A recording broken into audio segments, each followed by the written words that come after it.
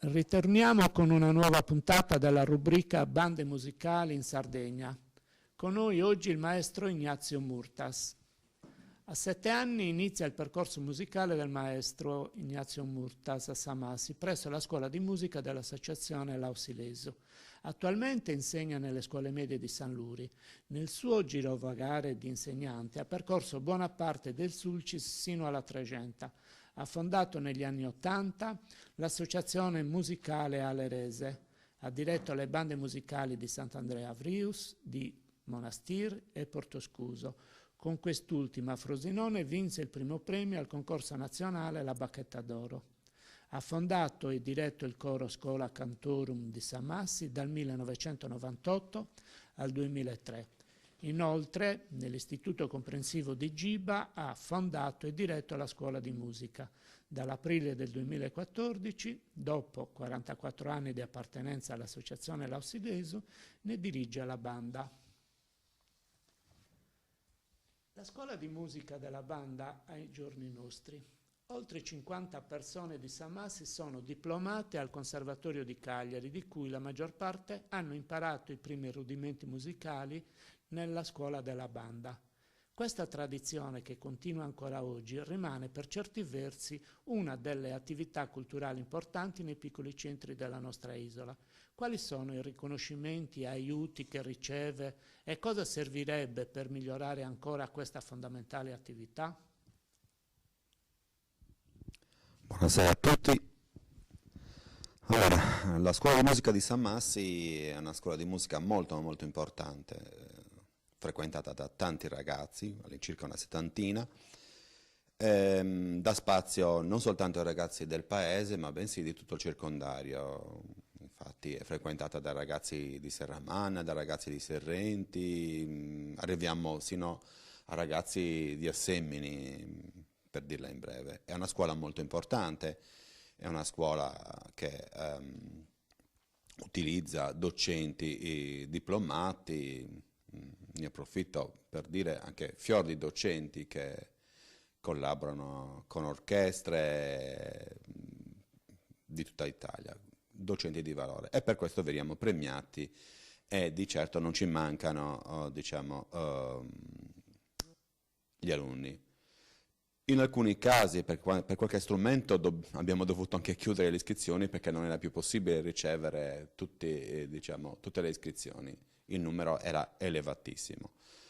È una scuola che forma, che dà ottimi risultati. La nostra scuola è frequentata da ragazzi che poi nella maggior parte dei casi va a frequentare il conservatorio. Tanti ragazzi che adesso suonano da noi in banda sono iscritti in conservatorio al 3° anno, al 4° anno, al 5° anno. La maggior parte frequenta il conservatorio e di certo non hanno alcun problema a fare il passaggio dalla scuola musica al conservatorio, anzi i nostri ragazzi si giovano di questo. Tanti, tu mi hai detto, oltre 50 persone, io ricordo bene lo sviluppo di questo trend che si è avuto negli anni, quando abbiamo iniziato noi per primi a frequentare il conservatorio. Il conservatorio grosso modo era frequentato da ragazzi di Samassi e da ragazzi di San Luri.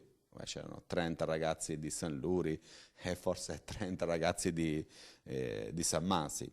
Tantissimi ragazzi che studiavano musica nella scuola dove noi abbiamo avuto la possibilità di crescere. E così le bande si sono evolute di molto. Dopo quello che ci hai detto, una domanda non solo retorica. Perché far frequentare al proprio figlio l'ambiente della banda?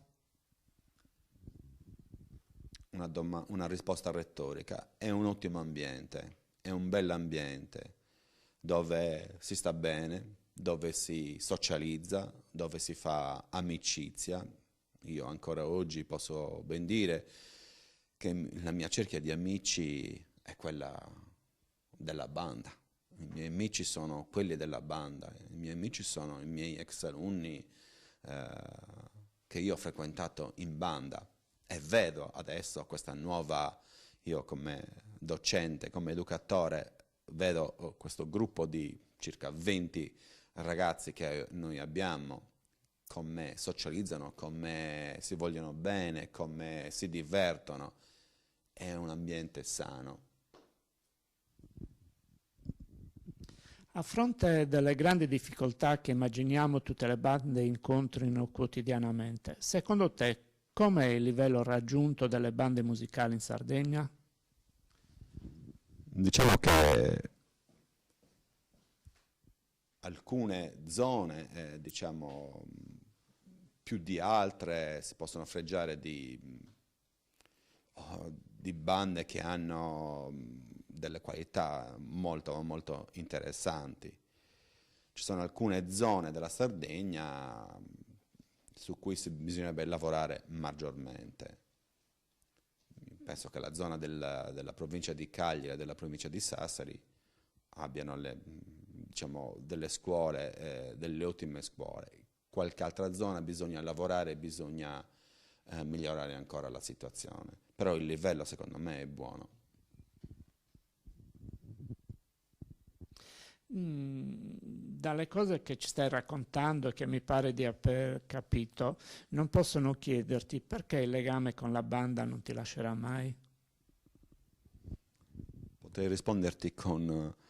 Mi è venuto in mente questo articolo di un giornale, forse era una vecchia associazione, l'Ambimma, non so se esiste ancora, c'era un giornale dell'Ambimma, parlava del virus del musicista. La banda, una volta che ti entra nelle vene, non ti lascia più, è un virus che non ti abbandona, tu sei legato a quell'ambiente, Noi cosa facciamo? Noi collaboriamo per la banda, noi lavoriamo quasi tutti i giorni, sabati e domenica, lo facciamo per passione, soldi, non lo so cosa sia, lo facciamo per passione, perché vogliamo bene quell'associazione ci ha aiutato a crescere, ci ha fatto diventare grandi, ci ha insegnato tante cose, io posso dire di essere uscito dal paese grazie alla banda. Ricordo i primi viaggi, le prime trasferte ad Arbatax.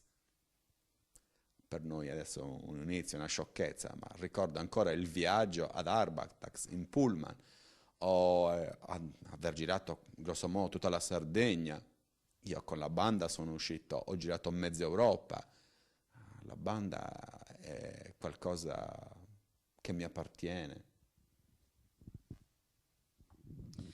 Parliamo ora del repertorio delle bande musicali.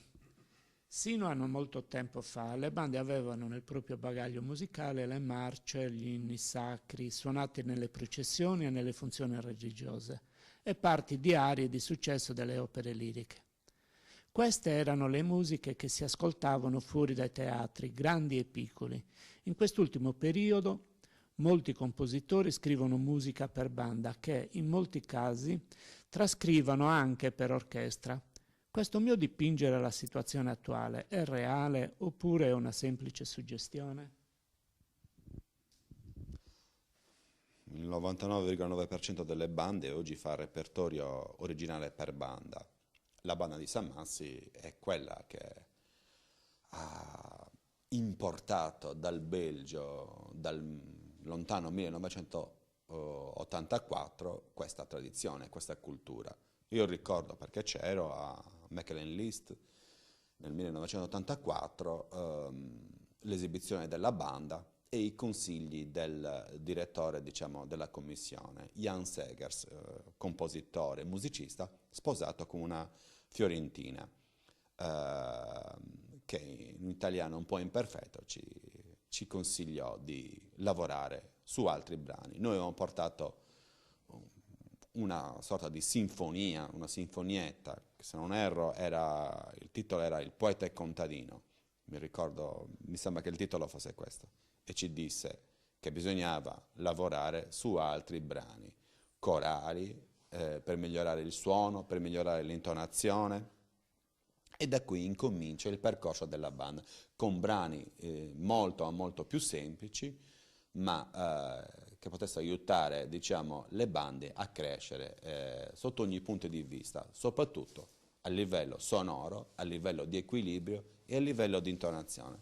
Da lì praticamente si va a contagiare tutto, diciamo, l'ambiente musicale del circondario e poi man mano quasi tutta l'Italia. Vista la tua lunga esperienza di insegnante di musica e di musicista, ritieni importante per la banda uscire dal proprio guscio e confrontarsi con altre realtà? Quante bande sono attive oggi in Sardegna? Lo ritengo indispensabile uscire dal proprio, fra virgolette, guscio e andare a confrontarsi, a fare dei concorsi per innanzitutto stimolare i ragazzi. I ragazzi di oggi hanno bisogno di continui stimoli, non possiamo tenerli rinchiusi all'interno delle sale musiche e fare soltanto, diciamo, preparare i 2 o 3 concerti che si fanno all'anno. Bisogna uscire, bisogna andare fuori, bisogna confrontarsi. Quello che abbiamo fatto nell'84 con la banda di Samassi, dove noi abbiamo girato in lungo e in largo Belgio, Olanda, Germania, Francia, Spagna, Austria, Svizzera. Ci siamo confrontati, abbiamo capito come bisognava lavorare e per me è stato, diciamo, non importante, di più. A me ha formato, questa esperienza ha formato. A questo punto, la banda è cultura o socializzazione, oppure tutte e due le cose che camminano affiancate e indispensabili l'una all'altra? Sono importantissime tutte e due. L'aspetto culturale e l'aspetto socializzante è fondamentale. La banda è una famiglia, la banda ha le sue regole, la banda non può fare soltanto musica e tralasciare tutto l'altro. Dobbiamo curare tutti e due gli aspetti, è indispensabile, bisogna mantenere l'equilibrio costantemente. Dopo quasi 50 anni di impegno, passione e lavoro, oggi come ti senti? Maestro direttore, educatore o musicista? Uno della famiglia, quello che forse ha maggiore esperienza perché, come ho avuto modo di dire, grosso modo ci sono dentro 46 anni. È la mia famiglia, io sono uno di loro, che magari ha più esperienza, basta, nient'altro. Io non mi faccio chiamare né maestro né direttore, i ragazzi mi chiamano Igna. Hai attraversato 2 generazioni, la tua di ragazzo e di adulto. Cosa pensi della relazione delle nuove generazioni con l'educazione musicale? Beh, io ricordo ancora, ogni tanto racconto alcune vicissitudini di quando ero ragazzo, di quando ero bambino, all'interno di un gruppo composto da adulti che erano molto severi nei nostri confronti. Adesso è tutto diverso, adesso i ragazzi hanno bisogno di essere trattati con le molle, bisogna stare attenti a qualsiasi indicazione, a qualsiasi consiglio. Prima gli adulti non ci andavano per il sottile, ci bastonavano di brutto perché eravamo ragazzini, distratti, giocherelloni, e loro non ce ne mandavano di certo a dire. Non avevano mezzi termini, però per me è stata una bella esperienza. Io ricordo ancora tante persone che non ci sono più perché sono andate via, però per me sono dei punti di riferimento importantissimi. Io ci penso sempre a queste persone perché sono state fondamentali per la mia crescita. A questo punto l'ultima domanda che mi sento di fare, per la verità un po' provocatoria. Qual è la differenza all'interno del discorso musicale tra la musica cosiddetta colta e le altre musiche? secondo il mio punto di vista, tutta la musica fatta con dovizia e con qualità è colta. Tutta la musica, tutta. Noi a San Massi cerchiamo di lavorare cercando la qualità in tutti i modi possibili, tenendo presente che noi nel nostro gruppo, nella nostra banda partiamo con un bambino che ha 9 anni, che suona il sax contralto, e arriviamo grosso modo alla più grande forse a 50 anni, ma lavoriamo per la qualità, cerchiamo di migliorare e secondo me noi siamo sulla via colta, tutta la musica è colta e spaziamo tutti i generi, dall'etnico alla colonna sonora da film e soprattutto molta musica originale.